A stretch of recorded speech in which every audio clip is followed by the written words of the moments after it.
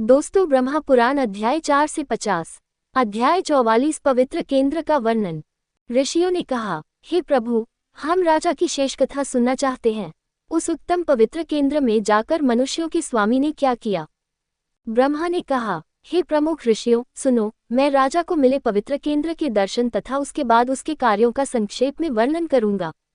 तीनों लोकों में प्रसिद्ध पवित्र स्थान पर जाकर राजा ने वहां के सुंदर प्रदेशों और नदियों को देखा। वहां एक पवित्र नदी है जिसका उद्गम विंध्य वन की तलहटी से होता है। यह एक शानदार नदी है जो पापों को दूर करती है और इसे विंध्यपगा के नाम से जाना जाता है। यह महान धारा वाली नदी गंगा के बराबर है। ये दक्षिणी महासागर में गिरती है। पुण्य जल वाली वह उत्कृष्ट नदी महानदी के नाम से जानी जाती है। वह दक्षिणी महासागर की प्रिय पत्नी है। उसकी सुंदरता सैकड़ों सहायक नदियों से और भी बढ़ जाती है। इसके दोनों किनारों पर गांव और शहर बसे हुए हैं। हे प्रमुख ऋषियों, ये गांव अच्छी तरह से विकसित पौधों से भरे हुए हैं। वे बहुत ही आकर्षक हैं और प्रसन्न और सुपोषित लोगों से भरे हुए हैं। वे सुंदर कपड़े पहने हुए हैं और आभूषणों से सुसज्जित हैं। ब्राह्मण, क्षत्रिय, वैश्य और शूद्र वहां अपने अपने कामों में लगे हुए पाए जाते हैं। वे अपने गुणों में शानदार और बहुत शांत हैं। उनके मुख में सुपारी भरी हुई है। वे मालाओं और हारों से सुसज्जित हैं। ब्राह्मणों के मुख में वैदिक मंत्र भरे हुए हैं। उन्होंने वैदिक मंत्रों के साथ साथ 6 सहायक विषयों को भी सीखा है। उन्होंने पाठ और क्रमपाठ में वैदिक मंत्रों को कंठस्थ किया है। उनमें से कुछ अग्निहोत्र में लगे हुए हैं और कुछ उपासना के पवित्र अनुष्ठानों में। वे शास्त्रीय विषयों के विशेषज्ञ हैं। वे दक्षिणाओं के माध्यम से धन वितरित करते हुए यज्ञ करते हैं। चतुर्भुजों, राजमार्गों, उद्यानों, पार्कों, सभाओं, भवनों और देवताओं के मंदिरों में सामान्य लोगों द्वारा निम्नलिखित बातें सुनी जाती हैं: पौराणिक परंपराएं, इतिहास और पुराण, वैदिक मंत्र और उनके सहायक मंत्र तथा काव्य और शास्त्र पर विशेष रूप से अच्छे प्रवचन। उस देश में रहने वाली स्त्रियां अपने सौंदर्य और खिलते हुए यौवन पर उचित ही गर्व करती थीं। वे सभी विशिष्ट लक्षणों से पूर्णतया संपन्न थीं। उनके नितंब बड़े थे। वे श्यामवर्ण की थीं, पर उनके मुख कमल या शरचंद्र के समान थे। उनके स्तन मोटे और ऊंचे थे। वे धनवान होने के कारण देखने में सुंदर थीं। वे सोने की चूड़ियां पहनती थीं और वे चमकीले वस्त्रों से सुसज्जित थीं। वे स्पर्श करने में केले के वृक्ष के भीतरी भाग के समान कोमल थीं। उनमें कमल के फूलों की पराग धूल की चमक थी। वे सुंदर थीं। उनके निचले होंठ बिंब फल के समान थे और आंखें उनके कानों तक फैली हुई थीं। उनके मुख सुंदर और केश सुहावने थे। वे हार के भार से झुकी हुई थीं। उनकी आंखें लाल या नीले कमल की पंखुड़ियों के समान थीं। अन्य दुबली पतली स्त्रियों के दांत बिजली की धारियों के समान चमकते थे।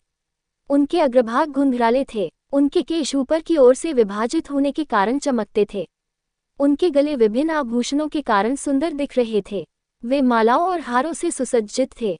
रत्नजड़ित कुंडलों और सुंदर कर्णपुरों, कान के आभूषणों के कारण वे देव स्त्रियों के समान दिख रहे थे। उनके लक्षण बहुत सुंदर थे। ये श्रेष्ठ स्त्रियां सौभाग्यशाली वर वधू के साथ दिव्य गीत गाती हुई विहार कर रही थीं। वे विभिन्न प्रकार के वाद्यों जैसे वीणा, बांसुरी, मृदंग, ढोल तथा पनव, गोमुख और दुंदुभी आदि के साथ क्रीड़ा कर रही थीं।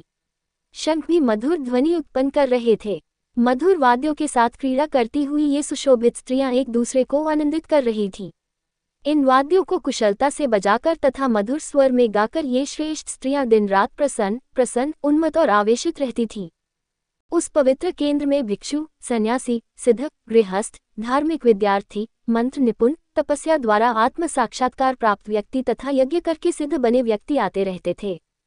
इस प्रकार राजा ने अत्यंत दुर्लभ तीर्थ स्थान देखा। उसने सोचा, यहीं पर मैं सनातन भगवान विष्णु को प्रसन्न करूंगा, जो महान स्वामी हैं, जो जगत के गुरु हैं, जो एकमात्र उद्धारक हैं, जो परम उद्धारक हैं, जो सभी प्रमुखों के अनंत स्वामी हैं, जो अजेय हैं। यह अब मुझे मानसिक तीर्थ पुरुषोत्तम के नाम से ज्ञात है। ये वह स्थान है जहाँ कल्पवृक्ष के समान विशाल पवित्र गूल का वृक्ष खड़ा है। नीलमणि की चमक वाली मूर्ति को भगवान ने स्वयं छिपा दिया है। कहीं भी विष्णु की कोई अन्य शानदार मूर्ति नहीं देखी गई है। मैं सत्य पराक्रम के स्वामी भगवान विष्णु को आंखों से देखने योग्य बनाने का प्रयास करूंगा। मैं यज्ञ, दान, तपस्या, ध्यान, पूजा और व्रतों का पालन करके उत्तम पवित्र अनुष्ठानों का विधिवत पालन करूंगा।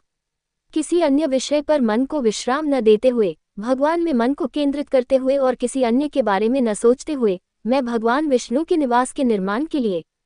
अध्याय 45 अश्वमेध बलि। ब्रह्मा ने कहा, हे श्रेष्ठ ब्राह्मणों, ऐसा विचार करके राजा ने भगवान विष्णु की प्रसन्नता के लिए प्रारंभिक व्यवस्था की। उन्होंने ज्योतिष के ज्ञाता तथा ज्योतिष के आचार्यों को बुलाया। उन्होंने एक स्थान को पवित्र करवाया। बड़ी लगन तथा प्रसन्नता के साथ उन्होंने वेद शास्त्रों के ज्ञाता विद्वान ब्राह्मणों, मंत्रियों, सलाहकारों तथा वास्तुशास्त्र के ज्ञाताओं से परामर्श किया। शुभ दिन, शुभ घड़ी में जब चंद्रमा तथा नक्षत्रों का सहयोग अच्छा था तथा ग्रहों का अनुकूल प्रभाव था, तब राजा ने श्रद्धा तथा एकाग्र मन से हवन किया। विजय के जयघोष होने लगे। मनोहर वाद्यों, वेद मंत्रों के उच्चारण तथा मधुर गान से मंगल ध्वनि होने लगी। पुष्प, भुने हुए अनाज तथा कच्चे चावल बिखेरे गए। सुगंधित पदार्थ अर्पित किए गए। लोग पवित्र दीप तथा जल से भरे कलश लेकर उनके साथ थे। विधिपूर्वक अर्घ्य देने के बाद राजा इंद्रद्युम्न ने कलिंग, उत्कल और कोसल के वीर राजाओं को बुलाया और कहा। राजा ने कहा, तुम लोग बहुत ध्यान लगाकर चट्टानों और शिलाओं के संग्रह के लिए जाओ। अपने साथ शिलाओं के विशेषज्ञ शिल्पकारों और शिल्पकारों को लेकर विशाल विंध्य पर्वत पर जाओ, जो अनेक गुफाओं और कंदराओं से भरा हुआ है। पर्वतों और चोटियों की जांच करो और शानदार चट्टानों को कटवा दो। उन्हें गाड़ियों पर लादकर यहाँ ले आओ। देर मत करो। उन्हें आगे बढ़ने का आदेश देकर इंद्रद्युम्न ने मंत्रियों और पुरोहितों से बात की। राजा ने कहा, पृथ्वी के कोने कोने में जहाँ जहाँ राजा हैं, वहाँ दूत शीघ्रता से जाएं और मेरी आज्ञा का प्रचार करें। इंद्रद्युम्न के आदेश पर राजा अपने पुरोहितों, मंत्रियों और सेना के 4 भागों अर्थात हाथी, घोड़े, रथ और पैदल सैनिकों के साथ प्रस्थान करें। ब्रह्मा ने कहा, इस प्रकार राजा के आदेश से दूत विभिन्न राजाओं के पास गए और उन्हें उस राजा के वचन सुनाए। दूतों की बातें सुनकर राजा लोग अपनी सेनाओं के साथ शीघ्रता से वहां आए। एक पूर्व, दक्षिण, पश्चिम तथा उत्तर दिशा में रहने वाले, सीमांत तथा सीमांत प्रदेशों में रहने वाले, समीपवर्ती प्रदेशों के निवासी, पर्वतीय प्रदेशों के निवासी तथा सभी द्वीपों के निवासी वहां आए। हे ब्राह्मणों, इंद्रद्युम्न की आज्ञा सुनकर वे अपने रथ, हाथी, पैदल तथा घुड़सवारों के साथ विस्तृत सेना लेकर वहां आए। जब राजा ने देखा कि विभिन्न राजा अपने मंत्रियों और पुरोहितों के साथ आए हैं, तो प्रसन्न होकर राजा ने अपने हाथ में आए भारी कार्य की घोषणा की। हे श्रेष्ठ राजाओं, मैं जो कहने जा रहा हूँ उसे सुनो। मेरा मन इस बात को लेकर चिंतित है कि मैं इस शुभ और उत्तम पवित्र स्थान पर महान अश्वमेध यज्ञ कैसे कर पाऊंगा, जो सांसारिक सुख और मोक्ष प्रदान करता है, और भगवान विष्णु का महल कैसे बना पाऊंगा। हे श्रेष्ठ राजाओं, यदि आप सभी मेरी सहायता करेंगे तो मैं आप सभी के सहयोग से इन कार्यों को पूरा कर पाऊंगा। ब्रह्मा ने कहा, जब बुद्धिमान राजाओं के राजा ने ये घोषणा की तो वे प्रसन्न हुए। उनके कहने पर उन्होंने आवश्यक वस्तुएं नकद और वस्तुएं भेंट की। उन्होंने सिक्के और रत्न, सोने के सिक्के और मोती बरसाए। उन्होंने कंबल, मृगचर्म, मंगलकारी मृगचर्म के आवरण, हीरे, लाजवंत, मानिक, पन्ना और नीलमणि भेंट की। उन्होंने हाथी, घोड़े और रथ दिए। पूजा की असंख्य सामग्रियां और उच्च और निम्न उपयोगी वस्तुएं उन्होंने प्रचुर मात्रा में प्रदान की। सैकड़ों घड़े और बर्तन चावल, जौ, विभिन्न प्रकार की दालें, तिल, सरसों, चना, गेहूं, मसूर की दाल, शामक, निवार, मधुक और कुल्थी जैसे विभिन्न प्रकार के चावल से भरे हुए थे। उन्होंने गांवों और जंगलों में उगाए जाने वाले अन्य अनाज और खाद्य पदार्थ और चावल के ढेर दिए। सैकड़ों हजारों घड़ों में घी, विविध प्रकार के खाद्य पदार्थ, उपटन तथा पवित्र अनुष्ठानों के लिए आवश्यक सभी वस्तुएं भर दी गईं। ये देखकर कि यज्ञ के लिए आवश्यक सभी वस्तुएं एकत्र कर ली गई हैं, पवित्र अनुष्ठानों के विधि विधान को जानने वाले ब्राह्मण वहां एकत्र हुए। वेद वेदांगों में निपुण तथा शास्त्रों और पवित्र अनुष्ठानों में निपुण ब्राह्मणों, ऋषियों, महर्षियों और तपस्वियों, धर्मज्ञ विद्यार्थियों, गृहस्थों, वनवासियों और सन्यासियों, अग्निहोत्र करने वाले नवदीक्षित ब्राह्मणों तथा अन्य लोगों, नियमित रूप से वेद पाठ करने वाले तथा तप करने वाले आचार्यों, आदरणीय शिक्षकों तथा अन्य बहुत से पवित्र व्यक्तियों को, जो सभा में उपस्थित होकर इस कार्य को देख रहे थे, देखकर राजा ने अपने गुरु से कहा, वेदों को जानने वाले विद्वान ब्राह्मण घूमकर अश्वमेध यज्ञ को सफलतापूर्वक संपन्न करने के लिए उपयुक्त स्थान की खोज करें। ब्रह्मा ने कहा। इस प्रकार आदेश पाकर राजपुरोहित ने राजा की आज्ञा का पालन किया। वह खुशी खुशी मंत्रियों, वास्तुकारों और बढ़इयों के साथ गया। यज्ञ के पवित्र अनुष्ठानों में निपुण ब्राह्मणों को आगे रखते हुए बुद्धिमान ब्राह्मण पुजारी ने मछुआरों के गांव को ऊंचे शिखरों और गलियों वाले यज्ञ कक्ष में बदल दिया। यज्ञ कक्ष के चारों ओर सैकड़ों महल बनाए गए थे। वे सुंदर थे और इंद्र के निवास के समान थे। वे सोने और रत्नों से सुसज्जित थे। उत्तम रत्नों ने उनकी सुंदरता को बढ़ाया था। स्तंभों को सोने से शानदार तरीके से बनाया गया था। बलिदान के मंदिर के आसपास और उसके आसपास कई बड़े सजावटी प्रवेश द्वार थे। उनके लिए ठोस और शुद्ध सोने का इस्तेमाल किया गया था। धर्मी राजा ने अलग अलग देशों से आए राजाओं के लिए हरम बनवाए थे। उन्होंने विभिन्न देशों से आए ब्राह्मणों और वैश्यों के लिए अनेक आरामदायक मकान और आवास बनवाए। उस राजा इंद्रद्युम्न के प्रति प्रेम और स्नेह के कारण श्रेष्ठ राजा और उनकी स्त्रियां उत्सव के समय वहां एकत्रित हुए और अपने साथ बहुमूल्य रत्न और रत्न उपहार के रूप में लाए। जब वे महानुभाव अपने अपने शिविरों में आनंद मना रहे थे तो उनकी ध्वनि समुद्र की गड़गड़ाहट के समान आकाश तक पहुंच रही थी। हे श्रेष्ठ मुनियों, राजा ने स्पष्ट आदेश दिया था कि आगंतुकों को भोजन, पेय तथा बिस्तर की वस्तुएं यथायोग्य उपलब्ध कराई जाएं। चावल, गन्ना, जौ का दूध और दूध से बने विभिन्न प्रकार के स्वादिष्ट भोजन अतिथियों को परोसे गए। श्रेष्ठ राजा ने स्वयं उनके पास जाकर उन्हें आवश्यक वस्तुएं तुरंत उपलब्ध कराने का आदेश दिया। उस यज्ञ में अनेक ब्रह्मवेता उपस्थित थे। श्रेष्ठ और श्रेष्ठ ब्राह्मण अपने शिष्यों के साथ वहां आए। राजा ने उन सबका प्रेमपूर्वक स्वागत किया। वह उनके पीछे पीछे उनके शिविरों तक गया। महाप्रतापी राजा ने अहंकार त्याग कर सब कुछ उनके सम्मान के लिए किया। कारीगरों और शिल्पियों ने यज्ञ की पवित्र वेदी के संबंध में अपना कार्य समाप्त करके राजा को इसकी सूचना दी। ये सुनकर कि सब कुछ पूर्ण हो गया है, सतर्क और अचूक राजा को अपने मंत्रियों सहित हर्ष हुआ। ब्रह्मा ने कहा, जब यज्ञ प्रारंभ हुआ तो न्यायशास्त्र के सुवक्ता व्याख्याता एक दूसरे को पराजित करने की इच्छा से कारणों और तर्कों पर चर्चा करने लगे। हे ब्राह्मणों, राजाओं में सिंह ने अतिथियों के लिए सब कुछ इस प्रकार व्यवस्थित किया था जैसा कि देवों के स्वामी के लिए भी उपयुक्त था। सजावटी प्रवेश द्वार सोने के बने थे। पलंग और आसन की विभिन्न वस्तुएं रत्नजटित थीं। वहां स्फटिक के कक्ष और विशिष्ट आकार और कारीगरी के बर्तन और थालियां थीं। राजा को इनमें से कोई भी बर्तन सोने से बना हुआ नहीं मिला, लेकिन यज्ञ के बर्तन लकड़ी के बने थे, क्योंकि शास्त्रों में ऐसा करने का निर्देश था। बेशक वे सोने से अलंकृत थे। हे ब्राह्मणों, स्थल और जल के पशुओं की उचित समय पर आहुति दी गई थी। राजाओं ने वहां अत्यधिक वैभव वाले पशुओं को देखा। उन्होंने गायों, भैंसों और वृद्ध महिलाओं को भी देखा। जलचर पशु, पक्षी और शिकारी पशु थे। वहां अंडप्रजक, सजीव प्रजक, पसीने से पैदा होने वाले और वनस्पतियां थीं। उन्होंने पर्वतीय लोगों और सहायक अनाजों को भी देखा। इस प्रकार दूध देने वाले पशुओं और खाद्यान्नों की उपस्थिति के कारण सभी लोग प्रसन्न थे। यज्ञ कक्ष को देखकर राजा आश्चर्यचकित हो गए। ब्राह्मणों और वैश्यों में बहुत सा मीठा और पका हुआ चावल बांटा गया। जब 1,00,000 ब्राह्मण वहां भोजन कर रहे थे तब दंडभीत ढोल से बादलों की गड़गड़ाहट के समान बार बार ध्वनि निकलती थी। प्रत्येक दिन के अंत में दंडभीत ढोल कई बार बजाई जाती थी। इस प्रकार शाही अश्वमेध यज्ञ बढ़ता और फलता फूलता था। हे ब्राह्मणों, पके हुए चावल की अधिक मात्रा इधर उधर बिखरी हुई थी। दही की नालियां और दूध की भावरें थीं। जम्बूद्वीप की समस्त जनता तथा अन्य द्वीपों के लोग वहां उपस्थित थे। उस महान यज्ञ में ब्राह्मणों की संख्या बहुत अधिक थी। हे श्रेष्ठ ब्राह्मणों, तैयार सोने की बालियां पहने हुए हजारों व्यक्ति अपने साथ बर्तन लेकर ब्राह्मणों को परोसने लगे और यह घोषणा करने लगे कि वे क्या परोस रहे हैं। उनके पीछे पीछे आने वाले अन्य लोगों ने पेय पदार्थ परोसे। लोगों ने ब्राह्मणों को पका हुआ भोजन दिया जो सामान्यतः राजा खाते थे। राजा ने वेदों के ज्ञाता ब्राह्मणों और पृथ्वी के स्वामी राजाओं का सम्मान किया जो आगंतुक के रूप में वहां आए थे। उन्होंने उपहारों के रूप में धन वितरित किया।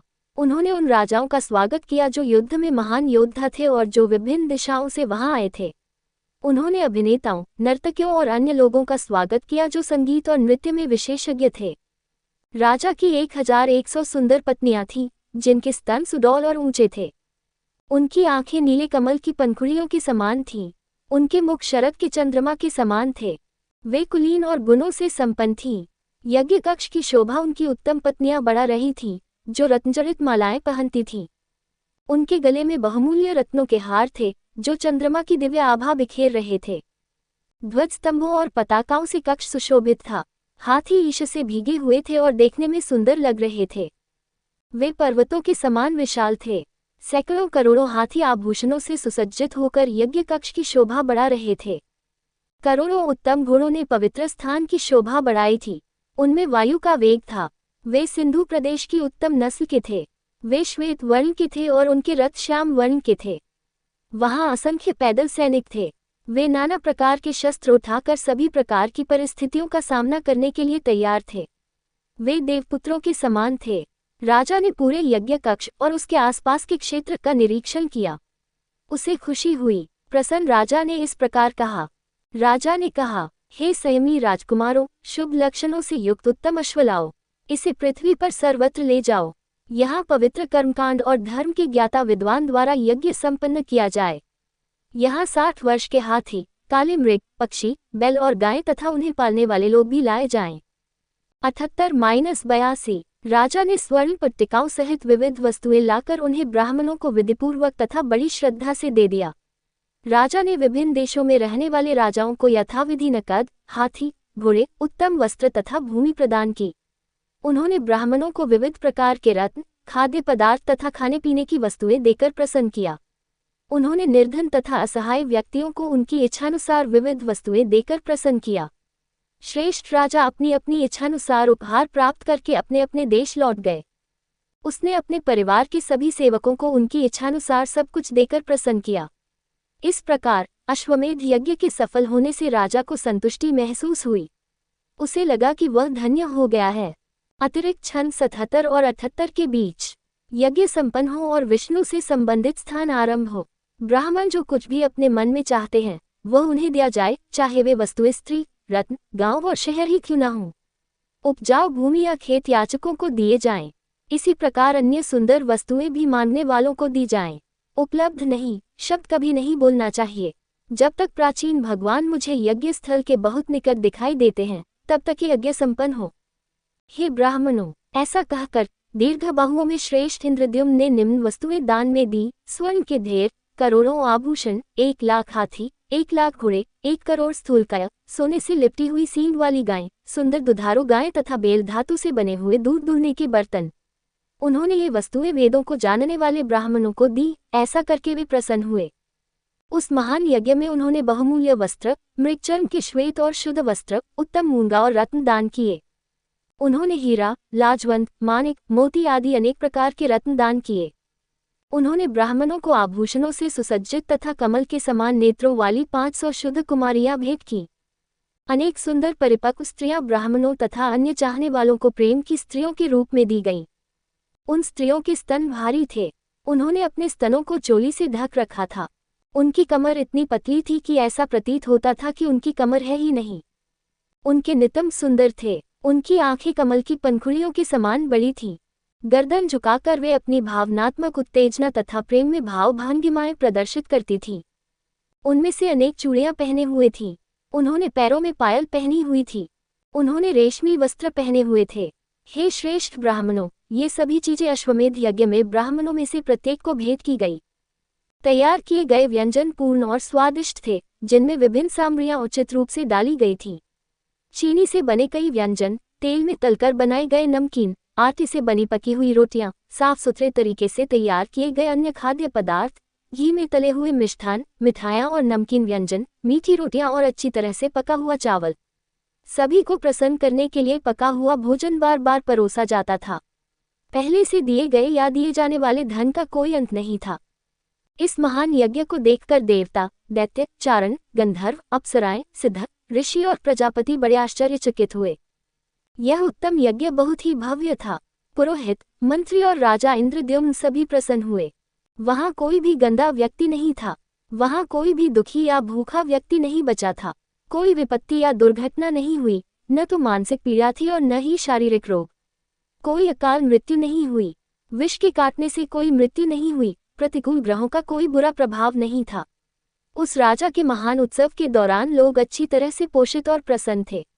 तपस्या और तप की शक्ति से संपन्न ऋषि, जो बहुत समय से वहां रह रहे थे, उन्होंने कहा कि धन और खाद्यान्न के उदार प्रदर्शन के साथ ऐसा यज्ञ पहले कभी नहीं हुआ था। इस प्रकार ही श्रेष्ठ ब्राह्मणों, राजा ने अश्वमेध नामक उत्तम यज्ञ संपन्न किया। अध्याय 46 कल्याण के लिए प्रार्थना। अध्याय के आरंभ में अतिरिक्त छंद। ऋषियों ने कहा, हे देवराज, प्राचीन घटनाओं के बारे में हम जो पूछ रहे हैं उसे हमें बताए। इंद्रद्युम्न ने किस प्रकार मूर्तियां बनाई थीं, किस प्रकार भगवान विष्णु उनसे प्रसन्न हुए थे, कृपया हमें ये सभी घटनाएं बताए। हम सुनने के लिए बहुत उत्सुक हैं। ब्रह्मा ने कहा, हे श्रेष्ठ ऋषियों, वेदों के समान इस पुराण को सुनो। मैं अतीत की घटनाओं और मूर्तियों की उत्पत्ति का वर्णन करूंगा। जब महान यज्ञ विधिवत संपन्न हो गया तथा महल भी बन गया, तब वह दिन रात मूर्तियों की चिंता में लगा रहता था।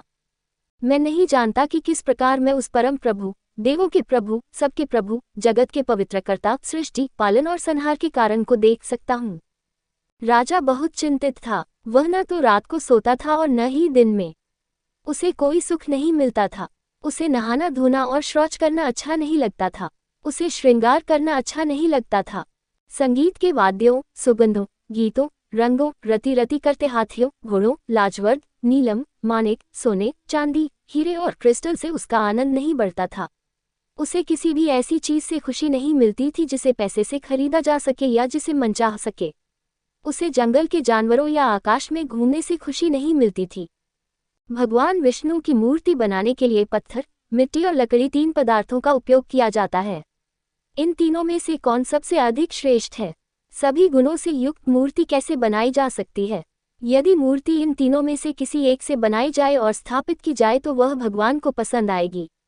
देवता उसकी पूजा करेंगे। इस प्रकार राजा चिंतित हो गया और उसने ऐसा सोचा। राजा ने पंचरात्र नामक शास्त्र में वर्णित विधि से भगवान की पूजा करके स्तुति करनी आरंभ की। हे वासुदेव, आपको प्रणाम है। हे मोक्ष के कारण, आपको प्रणाम है। हे जगत के स्वामी, जन्म मृत्यु के भवसागर से मेरी रक्षा करो। हे प्रभु, आकाश के समान, अशुद्धियों से रहित, आपको नमस्कार है। हे संकर्षण, आपको नमस्कार है। हे पृथ्वी के धारक, मेरी रक्षा करें। हे स्वर्ण गर्भ वाले ब्रह्मा के समान कांति वाले देवता, आपको नमस्कार है। हे मृग चिन्ह वाले, आपको नमस्कार है। आपको नमस्कार है। हे रति प्रेमी, हे आच्छादक और संहारक, मेरी रक्षा कीजिए। हे अंगारों के समान देवता, आपको नमस्कार है। हे भक्तों पर कृपा करने वाले देवता, आपको नमस्कार है। हे अनिरुद्ध, आपको नमस्कार है। मेरी रक्षा करें, वर देने वाले बने। हे विद्वानों के धाम, आपको नमस्कार है। हे विद्वानों के प्रिय देवता, आपको नमस्कार है। हे नारायण, आपको नमस्कार है। आपकी शरण में आए मुझ भक्त की रक्षा कीजिए। हे बलवानों में श्रेष्ठ, आपको प्रणाम है। हे हलधारी देवता, आपको प्रणाम है। हे परदादा, हे चतुर्मुख वाले भगवान, ब्रह्मांड के निवास, मेरी रक्षा करें। हे नीले बादलों के समान चमक वाले देवता, आपको नमस्कार है। हे देवताओं द्वारा पूजित देवता, आपको नमस्कार है। कल्याण के लिए प्रार्थना। ब्रह्मा ने कहा। इस प्रकार राजा ने वेदों में वर्णित आदेशों के अनुसार महान अश्वमेध यज्ञ का समापन किया। वह संसार सागर से डरता था। अपने मन की पवित्रता और भगवान विष्णु के सर्वोच्च पद को पाने के लिए वह एकांत स्थान पर बैठ गया और ब्रह्मांड को आनंद प्रदान करने वाले भगवान की स्तुति करने लगा। राजा ने कहा, हे जगत के आधार, हे जगत के स्वामी, हे हमारी इच्छाओं को पूर्ण करने में हमारी सहायता करने वाले, हे लक्ष्मी के प्रेमी, हे दया के सागर, अपने भक्तों के प्रति अनुकूल और भलाई के प्रेमी, हे विष्णु, हे महान स्वामी, मुझे बचाओ जो संसार के सागर में डूबा हुआ हूँ। हे प्रलय की अग्नि के समान देवता, हे दिति के पुत्रों के संहारक, हे महान पराक्रमी और उज्ज्वल नेत्रों वाले नरसिंह, आपको नमस्कार है, मुझे बचाओ। हे महान वराह, जिस प्रकार तुमने पहले अपने घुमावदार दाढ़ों से पृथ्वी को ऊपर उठा लिया था, उसी प्रकार मुझे भी दुख के सागर से बचाओ। हे भगवान कृष्ण, आपके ये वरदाता विग्रह मैंने स्तुति किए हैं। आप, बलदेव तथा अन्य सभी अलग अलग रूपों में स्थित हैं। हे देवराज, हे देवों के देव, गरुड़ आदि आपके शरीर के अंग हैं। हे देवराज, अपने आयुधों सहित दिशापाल तथा केशव आदि आपके शरीर के अंग हैं। हे ब्रह्मांड के स्वामी, हे समस्त लोकों के स्वामी, विशाल तथा प्रसन्न नेत्रों वाले, विद्वानों द्वारा वर्णित आपके विभिन्न रूपों की मैंने पूजा तथा स्तुति की है। हे देवराज, मेरे द्वारा नमन किए गए आप पुण्य, प्रेम तथा धन के दाता हैं। हे देवराज, मुझे वरदान दीजिए तथा अपना आशीर्वाद प्रदान कीजिए। हर संकर्षण तथा अन्य जो आपके विविध रूपों के रूप में महिमामंडित किए गए हैं, वे आपकी पूजा के लिए विकसित हुए हैं। वे आप पर निर्भर हैं, वे सहायता के लिए आपकी शरण लेते हैं। हे देवों के स्वामी, वास्तव में आपका कोई अन्य रूप आपसे अलग नहीं है। आपके विभिन्न रूप केवल भक्तों द्वारा आपकी पूजा के लिए हैं। हे प्रभु, मनुष्य आपको दो कैसे कह सकता है? आप तो एक और केवल एक हैं। आप स्वभाव से ही सर्वव्यापी चेतना हैं और आप निष्कलंक हैं। आपका परम स्वरूप सकारात्मक और नकारात्मक पहलुओं से रहित है। यह अछूता है, यह अशुद्धियों से रहित है। ये सूक्ष्म, स्थिर, अचल और दृढ़ है। ये सभी पापों से मुक्त है। यह मात्र अस्तित्व के रूप में स्थित है। हे प्रभु, देवता भी इसे नहीं जानते। मैं इसे कैसे जान सकता हूँ? जो आपके दूसरे स्वरूप को पूजते हैं, जो पीत वस्त्र पहने हुए हैं, जिनके 4 भुजाएं हैं, जिनके हाथों में शंख, चक्र और गदा है, जो मुकुट, स्कंध वस्त्र आदि धारण करते हैं, जिनके वक्षस्थल में श्रीवत्स है और जो वन के पुष्पों की मालाओं से सुशोभित हैं। जो अन्य लोग भी आपकी शरण लेते हैं, वे भी आपके उस स्वरूप को पूजते हैं। हे देवों के स्वामी, देवों में श्रेष्ठ, हे भक्तों को भय से मुक्ति प्रदान करने वाले, हे कमल की पंखुड़ियों के समान नेत्रों वाले देव, मेरी रक्षा कीजिए। मैं विषय सागर में डूबा हुआ हूँ। हे जगत के स्वामी, हे लक्ष्मी के पति, आपके अतिरिक्त मुझे कोई ऐसा नहीं दिखता जिसकी मैं शरण ले सकूं। हे मधुवधक 4 आप प्रसन्न हो। बुढ़ापे के कारण मुझे सैकड़ों रोग हो गए हैं। मैं दुखों से ग्रस्त हूँ। मैं मोहग्रस्त हूँ। मुझे सुख दुख, प्रसन्नता दुख का अनुभव होता है। मैं कर्मों के पाशों से बंधा हुआ हूँ। मैं इस अत्यंत भयंकर और भयंकर संसार सागर में गिर पड़ा हूँ। विषय वस्तुओं के जल के कारण इसे पार करना बहुत कठिन है। राग द्वेष और ईर्ष्या के कारण यह मछलियों की तरह व्याकुल है। यह इंद्रियां भंवरों के समान भव्य है। लोभ और शोक इसकी मटमैली लहरें हैं। इसमें कोई ऐसा नहीं है जिससे मैं लिप्ट सकूं या जिसका सहारा ले सकूं। ये संसार सागर बहुत चंचल है, किंतु इसका कोई सार नहीं है। हे प्रभु, मैं माया से मोहित होकर बहुत समय से इसमें भटक रहा हूँ। मैं बार बार हजारों जीवों की योनियों में जन्म लेता हूँ। हे प्रभु, इस संसार में मैंने हजारों लाखों प्रकार के जन्म लिए हैं। मैंने वेदों के साथ साथ उनके सहायक विषयों का भी अध्ययन किया है। विभिन्न शास्त्र, इतिहास, पुराण और अनेक ललित कलाएं मैंने सीखी और समझी हैं। संतोष और असंतोष, संचय और क्षय, आय और व्यय, जय और पराजय, समृद्धि और विपत्ति, उत्थान और पतन का अनुभव मैंने किया है। मैंने पत्नियों, शत्रुओं, मित्रों और सगे संबंधियों से वियोग और संयोग का सामना किया है। मैंने अनेक प्रकार के पिता देखे हैं। मैंने बहुत से दुख झेले हैं। बहुत से दुखों को मैंने गलत समझा और उनका आनंद लिया। मेरे चचेरे भाई बहन, रिश्तेदार, बेटे और भाई बहुत हैं। मैं उन स्त्रियों के पेट में रहा हूँ जो मूत्र और मल से भरी हुई हैं। हे प्रभु, गर्भ में रहते हुए मुझे महान दुख का अनुभव हुआ है। हे प्रभु, बचपन, युवावस्था तथा वृद्धावस्था में होने वाले सभी दुख मुझे भुगतने पड़े हैं। मृत्यु के समय यम के मार्ग और निवास में होने वाले कष्टों तथा नरक की यातनाओं को मैंने भोगा है। मैं कीड़ों, वृक्षों, हाथियों, घोड़ों, मृगों, पक्षियों, भैंसों, ऊंटों, गायों और वानरों के बीच, द्विजों और शूद्रों के बीच, धनवान क्षत्रियों और दरिद्र तपस्वियों के गर्भ में, राजाओं और उनके सेवकों तथा अन्य देहधारियों के घर में बार बार जन्म ले चुका हूँ। हे प्रभु, मैं उनके घरों में बार बार जन्म ले चुका हूँ। हे प्रभु, मैं अनेक बार वैभवशाली, समृद्ध पुरुषों का दास रहा हूँ। दरिद्र अवस्था से निकलकर मैंने स्वामी और स्वामी की स्थिति प्राप्त की है। मेरे द्वारा बहुत से लोगों को मारा गया। मुझे बहुत से लोगों ने मारा है। मैंने बहुतों को मौत के घाट उतारा है और मेरी मौत भी बहुतों के कारण हुई है। दूसरों ने मुझे बहुत कुछ दिया है और कई बार मैंने उपहार भी बांटे हैं। अपने माता पिता, मित्रों, भाइयों और पत्नियों के लिए, वेदों में पारंगत धनी और विद्वान ब्राह्मणों और गरीब तपस्वियों के बीच। हे प्रभु, लज्जा और संकोच को दूर रखते हुए मैंने बहुत से दयनीय वचन कहे हैं। हे प्रभु, मैं दैवी, पशु या मानव मूल के स्थावर और जंगम प्राणियों में ऐसा कोई निवास नहीं देखता जहां मैं न गया हूँ। हे जगत के स्वामी, कभी मैं नरक में रहता था, कभी मैं स्वर्ग में रहता था, कभी मेरा निवास मनुष्य लोक की सीमा तक ही सीमित था और कभी पवित्र तीर्थों के पवित्र जल में। जैसे जल को ऊपर उठाने के लिए बाल्टी हमेशा रस्सी से बंधी हुई ऊपर नीचे जाती है या बीच में रहती है, वैसे ही हे उत्तम देव, मैं कर्म की रस्सी से बंधा हुआ हूँ। कर्म के प्रभाव से मैं ऊपर नीचे और बीच में घूमता रहता हूँ। इस प्रकार संसार के चक्र में, जो बहुत भयानक है और जिससे रोंगटे खड़े हो जाते हैं, मैं बहुत लंबे समय से घूम रहा हूँ। मैं नहीं जानता कि मैं क्या कर रहा हूँ। मेरी सभी इंद्रियां बहुत भ्रमित हैं। मैं दुख और लोभ से ग्रसित होकर, जीवन से भयभीत होकर अचेत हो गया हूँ। अब हे प्रभु, मैं पूरी तरह से असहाय और भ्रमित होकर आपकी शरण में आता हूँ। हे प्रभु, मुझ दुखी और भवसागर में डूबे हुए को बचाइए। हे ब्रह्मांड के स्वामी, यदि आप मुझे अपना भक्त मानते हैं तो मुझ पर दया कीजिए। आपके अतिरिक्त मेरा कोई अन्य सगा संबंधी नहीं है जो मेरा ख्याल रख सके। हे प्रभु, आपकी शरण में आने के बाद मुझे किसी भी दिशा या दिशा से कोई भय नहीं रह गया है। हे प्रभु, मुझे जीवन मृत्यु या अच्छी वस्तुओं के अधिग्रहण और संरक्षण के संबंध में कोई डर नहीं है। हे प्रभु, जो नीच व्यक्ति आपकी विधिवत पूजा नहीं करते, उन्हें सांसारिक जीवन के बंधनों से मुक्ति नहीं मिल सकती। यदि उनमें ब्रह्मांड के रचयिता भगवान विष्णु के प्रति कोई भक्ति नहीं है, तो उनके जन्म, अच्छे आचरण, शिक्षा या यहाँ तक कि जीवन की गतिशीलता का क्या लाभ है? जो लोग भ्रमित हैं और तामसिक प्रकृति के प्रभाव में हैं, वे आपकी निंदा करते हैं। वे नरक में गिरते हैं। वे बार बार जन्म लेते हैं। उन्हें नरक के सागर से कोई मुक्ति नहीं मिलती। हे प्रभु, जो दुष्ट स्वभाव वाले मनुष्य आपको दुर्बल बनाते हैं, वे सबसे अधम मनुष्य हैं। हे विष्णु, मैं अपने कर्मों के कारण जहाँ भी जन्म लूं, मेरी भक्ति सदैव आपकी ही बनी रहे। आपको प्रसन्न करके ही देवता, दैत्य तथा अन्य संयमी व्यक्तियों ने परम सिद्धि प्राप्त की है। हे प्रभु, कौन आपकी पूजा नहीं करेगा? हे प्रभु, ब्रह्मा आदि देवता भी आपकी स्तुति करने में समर्थ नहीं है।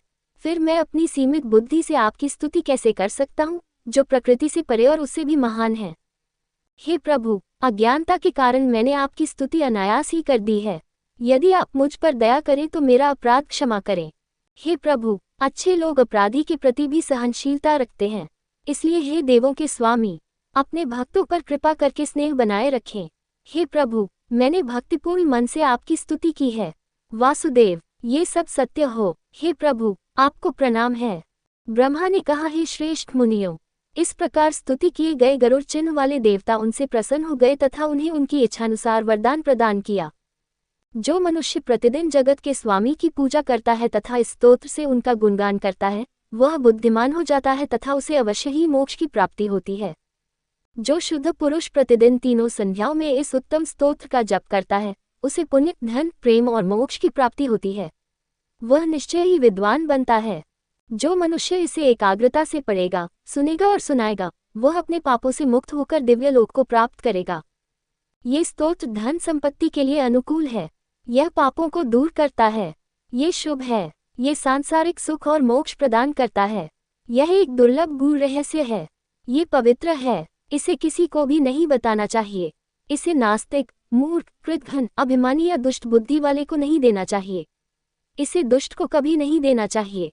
62। यह विद्या भक्ति, सद्गुण और सदाचार से संपन्न, भगवान विष्णु के भक्त तथा श्रद्धापूर्वक अपना कर्तव्य करने वाले शांत व्यक्ति को दी जानी चाहिए।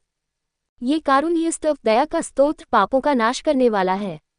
ये सुख और मोक्ष प्रदान करने वाला है तथा मनोकामनाओं की पूर्ति करने वाला है। मेरे द्वारा वर्णित भगवान का ये स्तोत्र सबसे श्रेष्ठ है।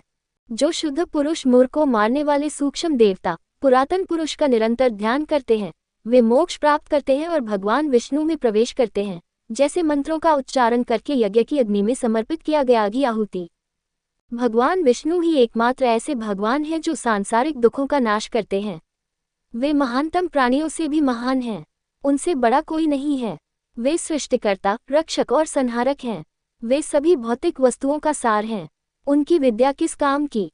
उनके अच्छे गुण किस काम के? उनके यज्ञ, दान और कठोर तपस्या किस काम की? यदि उनमें भगवान कृष्ण के प्रति भक्ति नहीं है, जो कि ब्रह्मांड के गुरु हैं और जो सुख और मोक्ष के दाता हैं, तो ये सब व्यर्थ हैं। जो पुरुष सभी पुरुषों में श्रेष्ठ माने जाने वाले देवता की भक्ति करता है, वह संसार में सबसे अधिक धन्य है। वह पवित्र है। वह महान विद्वान है। यज्ञ, तपस्या और उत्तम गुणों के कारण सर्वश्रेष्ठ है। वह बुद्धिमान, ज्ञाता, उदार दानी और सत्यवक्ता है। अध्याय 47 मूर्तियों की उत्पत्ति। ब्रह्मा ने कहा, हे श्रेष्ठ मुनियों, इस प्रकार समस्त मनोवांछित फल देने वाले सनातन जगत के स्वामी वासुदेव को नमस्कार करके चिंतित राजा ने भूमि पर कुश बिछा दिया और उस कुश के ऊपर एक वस्त्र बिछा दिया। उसी में मन को एकाग्र करके उसने अपनी इंद्रियों को रोक लिया और सो गया। सोते समय उसके मन में विचार आया, देवों के स्वामी वासुदेव कैसे प्रकट होंगे? वे भगवान मेरी पीड़ा कैसे दूर करेंगे? ब्रह्मांड के गुरु वासुदेव ने स्वयं को सोए हुए राजा के सामने प्रकट किया, जो शंख, चक्र और लौह गदा धारण किए हुए थे। उन्होंने स्वप्न में देवों के स्वामी, ब्रह्मांड के गुरु को देखा। भगवान शंख और चक्र धारण किए हुए थे। उनके भयंकर हाथों में लोहे की गदा और चक्र थे। उनके पास शौंक, धनुष, बाण और तलवार थी। उनके चेहरे पर चमक का एक प्रभामंडल था। उनका रंग और आभा युग के अंत में सूर्य के समान थी। वे नीले लाजवत के समान थे। वे गरुड़ के कंधों पर बैठे थे। तेजस्वी देवता की 8 भुजाएं थीं। हे आत्मा विभोर ऋषियों, भगवान ने राजा से कहा, हे महान बुद्धिमान राजा, बहुत बढ़िया काम किया। हे राजन, मैं इस महान बलिदान और आपकी भक्ति और विश्वास के कारण संतुष्ट हूँ। आप व्यर्थ में क्यों विलाप कर रहे हैं? हे राजन, यहाँ जो मूर्ति है वह सनातन है और पूजनीय है। मैं तुम्हें वह साधन बताता हूँ जिससे तुम उस मूर्ति को प्राप्त कर सकोगे। जब ये रात्रि होगी और सूर्य के उदय होने पर जो अशुद्धियों से रहित होगा, तुम उस स्थान पर जाओगे जहाँ समुद्र का जल समाप्त हो जाता है। वह स्थान विभिन्न वृक्षों से सुशोभित है। हे राजन, तट के भीतर भी बहुत जल दिखाई देता है। ये वह जल है जो खारे समुद्र की लहरों से बाढ़ के रूप में वहां पहुंच गया है। तट पर एक विशाल वृक्ष है जो भूमि और जल दोनों पर खड़ा है। यद्यपि लहरें उस पर प्रहार करती हैं, फिर भी वह वृक्ष हिलता नहीं है। हे राजन, तुम अकेले ही खेल खेल में वहां जाओ। कुल्हाड़ी लेकर लहरों को चीरते हुए आगे बढ़ो। तुम पेड़ तक पहुंच जाओगे। पवित्र अंजीर के पेड़ पर पहुंचकर उसे बिना किसी हिचकिचाहट के काट डालो। उस अद्भुत दिखने वाले पेड़ को काटो, नाशपाती बनाओ और छेनी से काटो। हे राजन, पूरी तरह विचार करके मेरी दिव्य मूर्ति का निर्माण करो। उन चिंताओं को छोड़ दो जो तुम्हें भ्रमित करती हैं। ब्रह्मा ने कहा। ये कहकर परम सौभाग्यशाली भगवान विष्णु अदृश्य हो गए। स्वप्न में ये दृश्य देखकर राजा को बड़ा आश्चर्य हुआ। राजा ने उस रात उत्सुकता से जो भविष्यवाणी की गई थी उसकी प्रतीक्षा की। उसका मन केवल उसी में लगा रहा। उसने विष्णु से संबंधित मंत्र और स्तोत्र दोहराए। जब रात से दिन निकला तो राजा उठे। उन्होंने समुद्र में डुबकी लगाई और नियमानुसार स्नान किया। उन्होंने ब्राह्मणों को दान दिया, गांव और नगर दान में दिए। पूर्वाहन के नियमित अनुष्ठान करने के बाद राजा आगे बढ़े। न तो कोई रथ, न कोई सारथी, न कोई हाथी, न कोई पैदल सैनिक उसके साथ था। वह अत्यंत बुद्धिमान राजा अकेले ही समुद्र तट पर पहुंचा। वहां उसने एक विशाल वृक्ष देखा। वह चमकीला ऊंचा वृक्ष। वह बहुत भयानक, भयंकर, पवित्र और विस्तृत था। उसकी ऊंचाई बहुत बड़ी थी और आकार बहुत बड़ा था। वह समुद्र तट के पास अच्छी तरह से सुरक्षित खड़ा था। उसका रंग और चमक घने लाल मजीरे की तरह थी। उस वृक्ष का न तो कोई नाम था और न ही कोई प्रजाति। हे ब्राह्मणों, उस वृक्ष को देखकर राजा बहुत प्रसन्न हुआ और उसने अपनी तीक्ष्ण और स्थिर कुल्हाड़ी से उसे काट डाला। वह उसे 2 टुकड़ों में काटना चाहता था। जब लट्ठे की जांच की गई तो एक अद्भुत घटना देखी गई। विश्वकर्मा और विष्णु 2 ब्राह्मणों का रूप धारण करके वहां आए। ये दोनों ब्राह्मण समान रूप से सौभाग्यशाली थे। वे अपने तेज से चमक रहे थे। उनके पास दिव्य मालाएं और उपटन थे। वे राजा इंद्रद्युम्न के पास गए और बोले, हे महान राजा, आप यहाँ क्या करने जा रहे हैं? हे शक्तिशाली भुजाओं वाले राजा, इस वृक्ष को क्यों काटा गया? हे शक्तिशाली भुजाओं वाले राजा, ये वृक्ष समुद्र के तट पर दूर उजाड़ घने जंगल में खड़ा था। इसे क्यों काटा गया है? ब्रह्मा ने कहा, हे ब्राह्मणों, उनकी बातें सुनकर राजा प्रसन्न हुआ। चंद्रमा और सूर्य के समान रूपवान उन दोनों को वहां आते देखकर राजा ने उन ब्रह्मांड के स्वामियों को प्रणाम किया। वे श्रद्धापूर्वक सिर झुकाकर खड़े होकर उनसे मधुर और कोमल वचन बोले। राजा ने कहा, मेरी इच्छा है कि मैं देवों के स्वामी, आदि अंतरहित लोकों के स्वामी को प्रसन्न करूं। इसके लिए मैं यह मूर्ति बनाऊंगा। मुझे स्वप्न में देवताओं के स्वामी, श्रेष्ठतम एवं महान आत्मा ने निर्देश दिया है। इसे तुम दोनों को इस प्रकार सुनाया गया है। इंद्र के समान राजा की बातें सुनकर जगत के स्वामी भगवान विष्णु प्रसन्न होकर हंसे और इस प्रकार बोले। विष्णु ने कहा, हे परम धन्य, बहुत अच्छा किया, बहुत अच्छा किया। तुम्हारी प्रवृत्ति उत्तम है। संसार सागर भयंकर है। ये केले के पत्तों के समान चंचल है। ये तुच्छ है और कमोबेश दुखों से भरा है। भोगों का भोग मगरमच्छ के समान है। यह उसे उत्तेजित कर देता है। इंद्रियां झाग और भावर के समान कार्य करती हैं। इसे पार करना बहुत कठिन है। ये रोंगटे खड़े कर देता है। सैकड़ों तरह की बीमारियां भंवरों के समान कार्य करती हैं। संसार सागर पानी के बुलबुले के समान है। चून की ऐसे वातावरण में तुम्हारा मन भगवान विष्णु को प्रसन्न करने के लिए प्रवृत्त है, इसलिए तुम सचमुच धन्य हो। हे राजा, तुम सभी अच्छे गुणों से सुशोभित हो। सभी प्रजाओं, पर्वतों, उद्यानों और वनों, नगरों और गांवों सहित और चारों वर्णों से सुशोभित यह सारी पृथ्वी धन्य है, क्योंकि हे राजा, तुम प्रजा के स्वामी और रक्षक हो। हे परम धन्य, आओ, ये वृक्ष बहुत ठंडा है। हम दोनों के साथ यहाँ बैठो।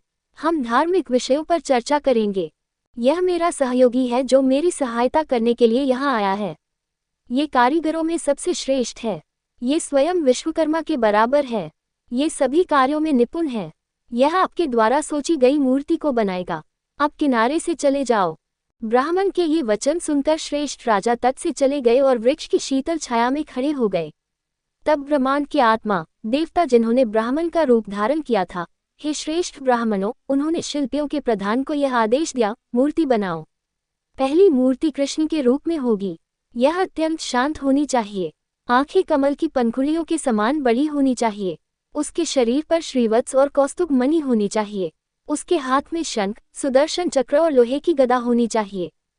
दूसरी मूर्ति का रंग और आभा चांद और गाय के दूध के समान होनी चाहिए। इस पर स्वस्तिक चिन्ह होना चाहिए। उसे हल को अपने हथियार के रूप में पकड़ना चाहिए। वह अनंत नामक महान शक्ति का स्वामी है।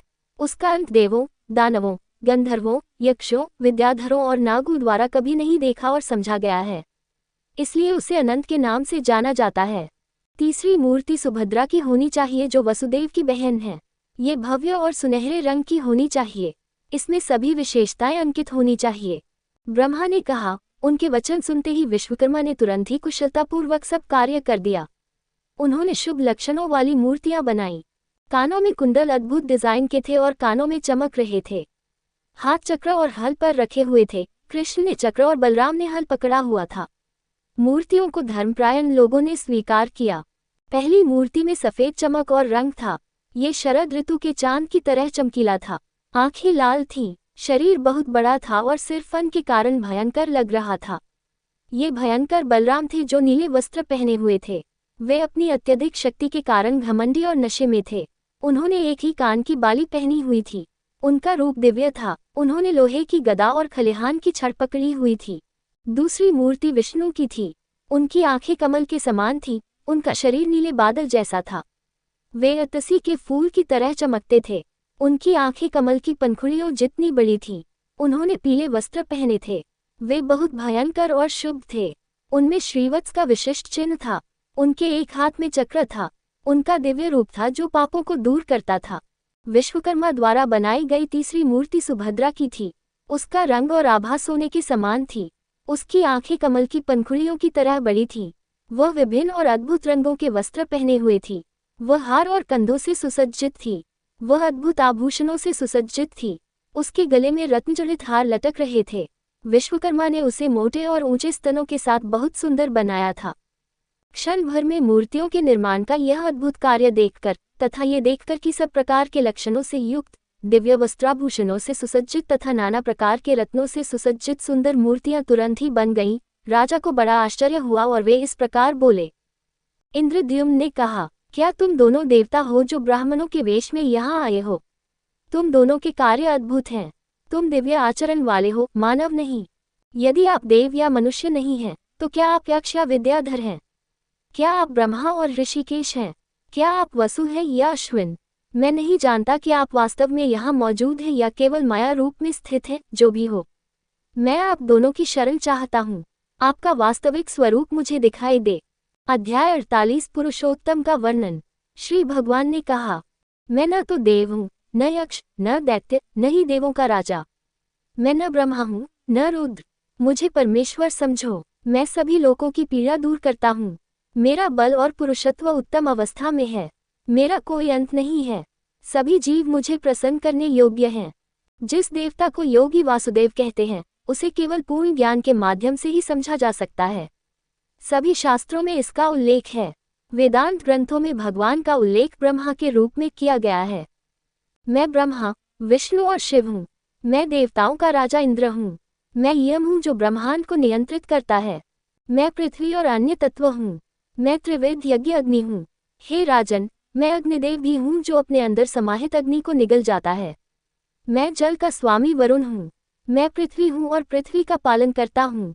संसार में जो कुछ भी शब्द द्वारा व्यक्त किया जा सकता है, चाहे वह चल हो या चल, वह मैं हूँ। ये समस्त चर और अचर प्राणियों से युक्त ब्रह्मांड मुझसे भिन्न कुछ नहीं है। हे उत्तम पवित्र अनुष्ठानों वाले राजा, मैं तुमसे प्रसन्न हूँ। तुम जो चाहो वर चुन लो। तुम जो चाहो, जो कुछ भी तुम्हारे हृदय में हो, मैं तुम्हें तुरंत दे दूंगा। पुण्यहीन मनुष्य स्वप्न में भी मेरा दर्शन नहीं करते। अपनी दृढ़ भक्ति के कारण तुमने मुझे प्रत्यक्ष देखा है। ब्रह्मा ने कहा, हे ब्राह्मणों, वसुदेव के ये वचन सुनकर राजा के सारे शरीर में भय उत्पन्न हो गया और उसने निम्नलिखित प्रार्थना की। राजा ने प्रार्थना की, हे श्री के प्रेमी, आपको नमस्कार है। हे श्री की पत्नी, पीले वस्त्रधारी को नमस्कार है। हे यश के दाता, हे श्री के स्वामी, हे यश और समृद्धि के धाम, आपको नमस्कार है। हे यश के घर, मैं आदि पुरुष को नमस्कार करता हूँ। हे ईशान, जो सबके स्वामी हैं, जिनके मुख चारों ओर हैं, मैं आपको नमस्कार करता हूँ, जो शाश्वत और निष्कलंक हैं। मैं उनको नमस्कार करता हूँ जो शब्द से परे हैं, गुणों से परे हैं, सकारात्मक और नकारात्मक पहलुओं से रहित हैं, अदूषित हैं, निर्गुण हैं, सूक्ष्म हैं और सर्वज्ञ हैं तथा जो सबकी कल्पना करते हैं और सृजन करते हैं। मैं उस भगवान को प्रणाम करता हूँ जो वर्षा ऋतु के रंग के समान है, जो गौओं और ब्राह्मणों के कल्याण के लिए कार्य करते हैं, जो सबकी रक्षा करते हैं, जो सब में व्याप्त हैं और जो सबको पवित्र करते हैं। मैं उन भगवान को नमस्कार करता हूँ जो शंख और चक्र धारण करते हैं, जो लोहे की गदा और खलिहान की छड़ धारण करते हैं। मैं उन भगवान को नमस्कार करता हूँ जो वर प्रदान करते हैं और जिनकी चमक नीले कमल की पंखुड़ियों के समान है। मैं उन श्रीहरि को प्रणाम करता हूँ जो क्षीरसागर में सर्पशैया पर लेटे हैं। मैं उन श्री ऋषिकेश को प्रणाम करता हूँ जो सभी पापों का नाश करते हैं। हे देव प्रधानों के स्वामी, आप वर देने वाले तथा सब में व्याप्त हैं, मैं आपको प्रणाम करता हूँ। ब्रह्मा ने कहा। इस प्रकार स्तुति करके उसने भगवान को प्रणाम किया और हाथ जोड़कर भूमि पर गिरकर प्रणाम किया। राजा ने कहा, हे प्रभु, यदि आप मुझ पर प्रसन्न हैं, तो मैं यह उत्तम वर चाहता हूँ। देवता, असुर, गंधर्व, यक्ष, राक्षस, नाग, सिद्ध, विद्याधर, साध्य, किन्नर, गुह्यक, महाभाग्यशाली और शास्त्रों के ज्ञाता मुनि, सन्यासी, व्याख्या करने वाले योगी, वेदविता तथा मोक्ष विषयक शास्त्रों के ज्ञाता अन्य पुरुष इस श्रेष्ठ लोक का ध्यान करेंगे। ये लोक निर्गुण, अशुद्धियों से रहित, शांत, परम पवित्र तथा गुप्त रखने योग्य है। आपकी कृपा से मैं उस लोक में जाना चाहता हूँ जो अत्यंत दुर्गम है। प्रभु ने कहा, सब कुछ तुम्हारा कल्याणकारी हो, तुम जो कुछ चाहते हो वह सब पाओ।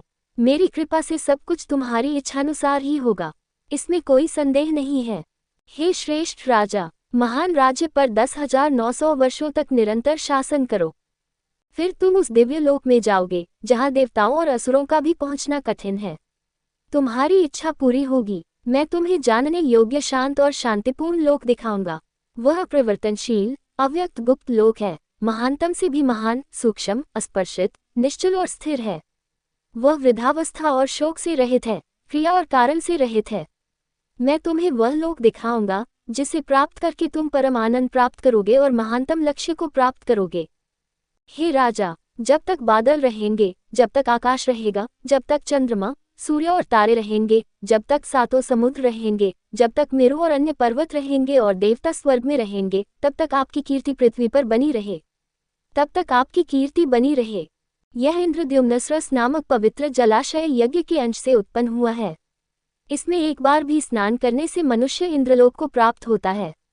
जो व्यक्ति सरोवर के सुंदर तट पर चावल के लड्डू अर्पित करता है, वह 21 पीढ़ियों का उद्धार करके इंद्रलोक को जाता है। वह दिव्य युवतियों और दिव्य वादकों द्वारा उच्च स्वर में गाते हुए हवाई रथ पर सवार होकर वहां जाएगा। वह 14 इंद्रों के काल तक वहां रहेगा। सरोवर के दक्षिण में, दक्षिण पश्चिम कोने में एक पवित्र अंजीर का वृक्ष है। पास ही एक ऊंचा चबूतरा है। ये केतकी के पौधों की झाड़ीदार वृद्धि से ढका हुआ है। ये स्थान असंख्य नारियल के ताड़, कैम्पस, बकुल, अशोक, कर्णिकारस, पुन्नाग, नागकेसर, पाताल, अमृता, सरला, चंदन, देवदार, न्यग्रोध, अश्वत्थ, खदिर, पारिजात, अर्जुन, हिंताल, ताल, सिंगप, बदरस, करंजस, लेकुचा, प्लक्ष, जैक, बिल्व और कई अन्य वृक्षों से भरा हुआ है। ये सभी इस स्थान को सुशोभित करते हैं। आषाढ़ मास के शुक्ल पक्ष की पंचमी तिथि को जब मघा नक्षत्र होगा, तब भक्तजन हमें वहां 7 दिन तक रखेंगे। सुंदर वस्त्राभूषणों से सुसज्जित सुंदर स्वरूप वाली गणिकाएं मूर्तियों की स्थापना करेगी। मधुर और मनोहर गीत तथा नृत्य के साथ साथ खेलकूद भी उनका मनोरंजन करेंगे। स्वर्णमयी मूठ वाली चौड़ियां और रत्नजटित पंखों से पंखा झलती हुई शुभ स्त्रियां हमें वहां स्थापित करेगी। वहां धार्मिक विद्यार्थी, सन्यासी, श्रेष्ठ ब्राह्मण, गृहस्थ, वनवासी आदि होंगे। सिद्ध आदि पुरुष वहां एकत्रित होकर उत्तम शब्दों और अक्षरों के स्तोत्रों तथा ऋग, यजु और सामन के मंत्रों का उच्चारण करके राम और केशव का गुणगान करेंगे। देवताओं की स्तुति, दर्शन तथा भक्तिपूर्वक उन्हें प्रणाम करने से मनुष्य भगवान के शुभ नगर में 10,000 वर्षों तक निवास करेंगे। वह स्वर्ग की अप्सराओं और गंधर्वों द्वारा मधुर गान गाकर सम्मानित और पूजित होगा। वह वहां हरि के अनुयायी केशव के रूप में क्रीड़ा करेगा। वह सूर्य के समान वर्ण वाले हवाई रथ पर सवार होकर उत्तम लोक को जाएगा तथा उसके गले में बहुमूल्य रत्नों की चमकती हुई माला होगी। वह उस उत्तम लोक में सभी इच्छित सुखों का भोग करेगा। जब उसकी तपस्या की शक्ति क्षीण हो जाएगी तो वह मनुष्य के रूप में पृथ्वी पर लौटेगा और ब्राह्मण के रूप में जन्म लेगा। उसके पास करोड़ों मुद्राएं और धन होगा। वह निश्चित रूप से चारों वेदों का ज्ञाता होगा। ब्रह्मा ने कहा, हे ब्राह्मणों, इस प्रकार वरदान देकर तथा समय बताकर भगवान श्रीहरि विश्वकर्मा सहित अंतर्धान हो गए। राजा प्रसन्न हुआ, उसके शरीर के रोंगटे खड़े हो गए। उसने हरि के दर्शन पाकर अपने को धन्य माना। भगवान कृष्ण, बलराम और वरदाता सुभद्रा की मूर्तियां दिव्य रथों पर लादी गईं। रत्नों और स्वर्ण आवरणों से सुसज्जित होने के कारण वे सुंदर और अद्भुत हो गईं। बुद्धिमान राजा ने विजय के जयघोष और शुभ नारे लगाते हुए अपने मंत्रियों और पुरोहितों के साथ उन मूर्तियों को वहां लाया। विभिन्न वाद्यों की ध्वनि तथा वैदिक मंत्रों के शुभ उच्चारण के साथ उन्होंने उन्हें पवित्र, सुंदर शुभ स्थान पर स्थापित किया। उन्होंने ब्राह्मणों के माध्यम से शुभ समय में, जब नक्षत्र शुभ हो तथा चंद्र दिन शुभ हो, शास्त्रों में वर्णित आदेशों तथा नियमों के अनुसार उन्हें स्थापित करवाया। राजा ने प्रत्येक कार्य अपने गुरु की अनुमति से किया। गुरु को विधिवत धन दान देने के पश्चात उन्होंने शास्त्रों के आदेशों के अनुसार ऋत्विकों तथा अन्य लोगों में धन वितरित किया। उत्तम निवास स्थान में विधिपूर्वक प्रतिष्ठापना के पश्चात उसने उन सभी को पवित्र रीति से स्थापित किया। उसने सभी प्रकार के सुगंधित पुष्पों से उनकी पूजा की। उसने स्वर्ण, रत्न, मोती तथा सुंदर वस्त्र अर्पित किए। उसने नाना प्रकार के रत्न, दिव्य कुर्सियां, गांव, नगर, भूमि तथा प्रदेश दान में दिए। ऐसे दान देने, विभिन्न यज्ञ करने तथा राज्य पर उचित रीति से शासन करने के पश्चात राजा संतुष्ट हो गया। उसने अपनी सारी संपत्ति त्याग दी। फिर उसने परमधाम भगवान विष्णु के महानतम लोक को प्राप्त किया। इस प्रकार श्रेष्ठ मुनियों, मैंने धर्मात्मा राजा का वर्णन किया है। पवित्र तीर्थ का महात्म्य भी कहा है। अब आप और क्या सुनना चाहते हैं? अव्यक्त से उत्पन्न ब्रह्मा के वचन सुनकर ब्राह्मणों ने उसे अद्भुत समझा और प्रसन्नतापूर्वक उनसे पुनः पूछा। ऋषियों ने कहा, हे श्रेष्ठ देव, पुरुषोत्तम तीर्थ में किस समय जाना चाहिए? हे प्रभु, पंचतीर्थ तीर्थ यात्रा किस विधि से की जाती है? इन तीर्थों में स्नान करने, दान दक्षिणा देने तथा देवता के दर्शन करने के क्या क्या पुण्य और लाभ होते हैं, ये हमें बताए। इनका अलग अलग उल्लेख कीजिए। ब्रह्मा ने कहा, यदि कोई मनुष्य एक पैर पर खड़ा होकर क्रोध और इंद्रियों को वश में करके 70,000 वर्षों तक कुरुक्षेत्र के पवित्र तीर्थ में व्रत और तप करता है तो उसे कुछ लाभ अवश्य मिलता है। किंतु ही श्रेष्ठ ब्राह्मणों, यदि वह एक बार भी व्रत और पुरुषोत्तम का दर्शन करे तो उसे उससे भी अधिक लाभ होता है। अतः ही श्रेष्ठ मुनियों, जो ब्राह्मण और अन्य जाति के लोग स्वर्गलोक की इच्छा रखते हैं और जो पूर्ण संयम रखते हैं, उन्हें ज्येष्ठ मास में पुरुषोत्तम का दर्शन यत्नपूर्वक करना चाहिए। उत्तम पुरुष को चाहिए कि वह विधिपूर्वक 5 तीर्थों का तीर्थ करके ज्येष्ठ मास के शुक्ल पक्ष की द्वादशी तिथि को पुरुषोत्तम का दर्शन करे। जो लोग 12वें दिन अविनाशी भगवान पुरुषोत्तम का दर्शन करते हैं, वे भगवान विष्णु के लोक में जाते हैं, जहाँ से उनका पतन कभी नहीं होता। इसलिए हे श्रेष्ठ ब्राह्मणों, ज्येष्ठ मास में वहां अवश्य जाना चाहिए। 5 तीर्थों में स्नान करने के पश्चात पुरुषोत्तम का दर्शन करना चाहिए। जो व्यक्ति दूर रहते हुए भी शुद्ध मन से प्रतिदिन पुरुषोत्तम का भजन करता है, वह भी भगवान विष्णु के नगर में जाता है। जो व्यक्ति श्रद्धा और एकाग्रता के साथ कृष्ण की तीर्थ यात्रा करता है, वह सभी पापों से मुक्त हो जाता है। वह भगवान विष्णु के लोक में जाता है। महल के ऊपर रखे हुए हरि के चक्र का दूर से ही दर्शन करने और उसे प्रणाम करने से मनुष्य तुरंत पापों से मुक्त हो जाता है। अध्याय 49 मार्कंडेय द्वारा पवित्र बरगद वृक्ष की यात्रा। ब्रह्मा ने कहा, हे श्रेष्ठ मुनियों, कल्प के अंत में जब महाप्रलय होने लगा, जब सूर्य, चंद्रमा और वायु नष्ट हो गए, जब स्थावर और जंगम प्राणी नष्ट हो गए, जब प्रलय का सूर्य उदय हुआ, जब प्रलय के बादलों की भयंकर गड़गड़ाहट सुनाई देने लगी, जब बिजली और गड़गड़ाहट के प्रलयंकारी द्रव्यमान से वृक्ष और पर्वत टूटकर गिर पड़े, जब सारा संसार चकनाचूर हो गया, जब बड़े बड़े धूमकेतु प्रकट होने लगे, जब सरोवरों और नदियों का जल सूख गया, तब हे ब्राह्मणों, वायु के साथ महाप्रलय की अग्नि प्रज्वलित होकर 12 आदित्यों से प्रकाशित होकर लोकों में प्रविष्ट हुई।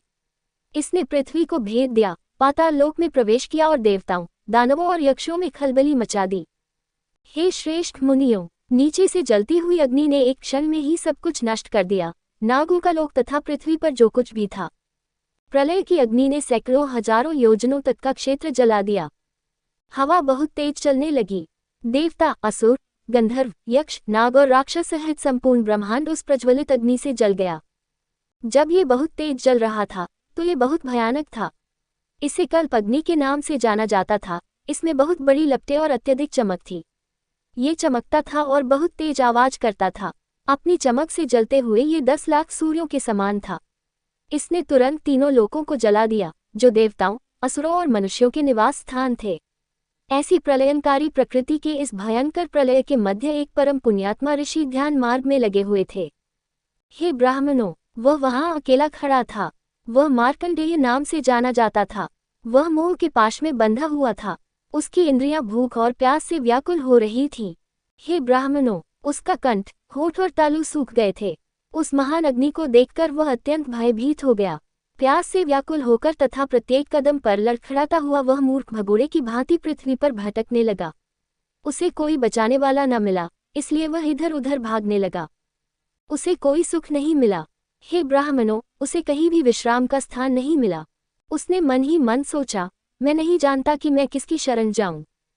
मैं उस सनातन पुरुष को कैसे देख सकता हूं। इस प्रकार चिंतन करते हुए उस सनातन पुरुष पर मन को एकाग्र करके, जो महान प्रलय का कारण है, वह सनातन पुरुष रूपी वटवृक्ष के दिव्य क्षेत्र में पहुंच गया। हे श्रेष्ठ मुनियों, वह शीघ्रता से उस वृक्ष के पास गया। वहां पहुंचकर वह उसकी जड़ के नीचे बैठ गया।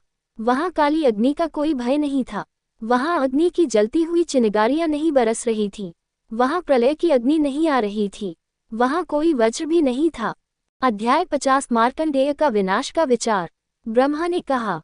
फिर आकाश में बड़े बड़े बादल उठे, जो एक अद्भुत दृश्य प्रस्तुत कर रहे थे। वे बिजली की चमक के हार पहने हुए हाथियों के झुंड के समान थे।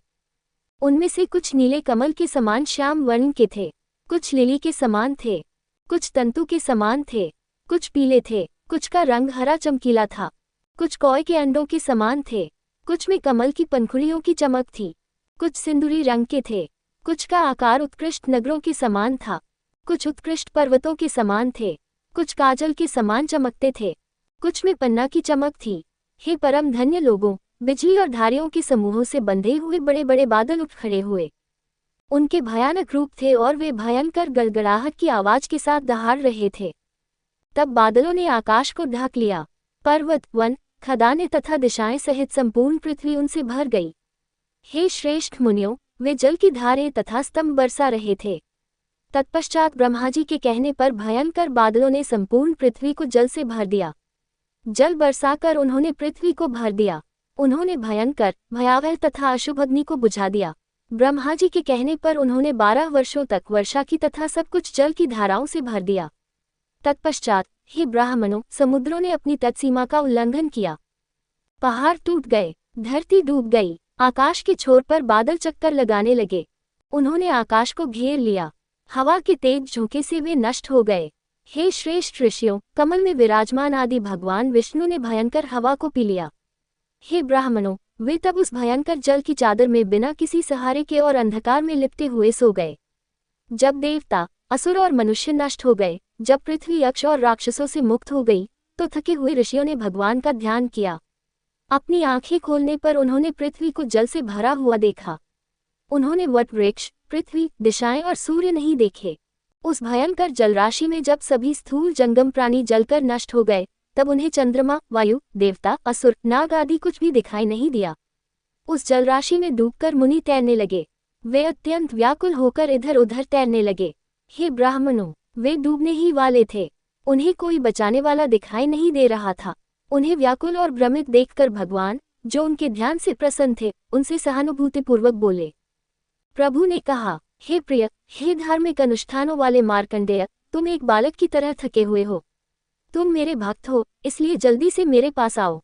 हे प्रिय, हे श्रेष्ठ ऋषि, डरो मत। हे महान साहसी मार्कंडेय, तुम मेरे पास आए हो। मैं देखता हूँ कि तुम थकान से पीड़ित एक बालक की तरह हो।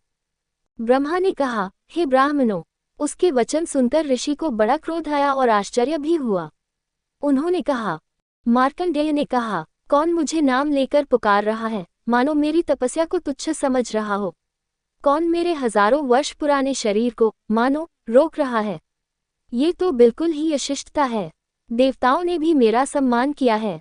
देवताओं के स्वामी ब्रह्मा मुझे ही दीर्घजीवी कहकर पुकारते हैं। घोर तपस्या के कारण मेरा सिर कठोर हो गया है। वह अल्पायु दुष्ट कौन है, जो मुझे मार्कंडेय कहकर अपनी मृत्यु शीघ्र करवाना चाहता है। ब्रह्मा ने कहा, हे ब्राह्मणों, ऐसा कहकर मुनि चिंतित हो गई। क्या यह मैंने स्वप्न देखा है? या ये भ्रम है? ऐसा विचार करके उसने अपना दुख दूर करने के लिए यह निश्चय किया कि मैं भक्तिपूर्वक भगवान विष्णु की शरण लूंगा। तब ऋषि भगवान विष्णु की शरण में चले गए। उनका मन केवल उन्हीं में रम गया। एक बार फिर उन्होंने जल के ऊपर खड़े वट वृक्ष की ओर देखा। इसकी एक चौड़ी शाखा पर विश्वकर्मा द्वारा निर्मित एक सुंदर स्वर्णिम दिव्य पालकी थी। उसमें हीरे और लाजवंत जड़े थे। वह स्फटिक और मूंगे से सुसज्जित थी। माणिक भी बहुमूल्य रत्नों में जड़े हुए थे, नाना प्रकार की चादरों से मिले हुए थे और बहुमूल्य रत्नों से सुशोभित थे। वह अनेक प्रकार से चमत्कारी लग रही थी।